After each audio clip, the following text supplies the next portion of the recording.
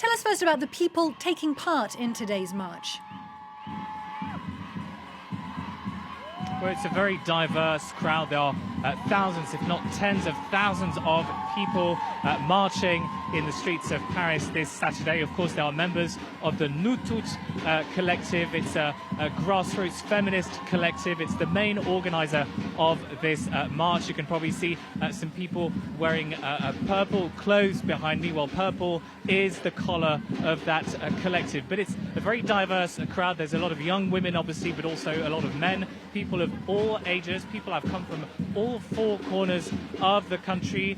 You have people who've come from as far as Normandy. We even saw some people with Union jackets, other people wearing yellow vests. So it's interesting to see so many different people from so many different backgrounds coming together this Saturday to fight for a common cause. As you mentioned, Nadia, 137 women have died so far this year at the hands of their partner or ex-partner, and the message from the protesters today is very clear. This has to stop.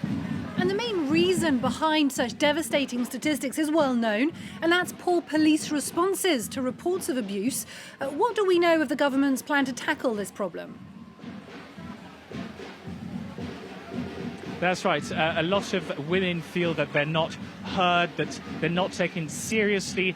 We know that very few women do not even bother to file complaints against abusive husbands because they fear that the police or the medics will not take them seriously. We also know that only 1 in 10 complaints actually reaches the courtrooms, and even when they do, the judges do not necessarily take the necessary measures to adequately protect the victims and punish the perpetrators. The government announced back in September a national consultation, a Grenelle, as it's called here in France, on domestic violence, promising to take very strict measures against femicides. The results of that consultation will be made public on Monday.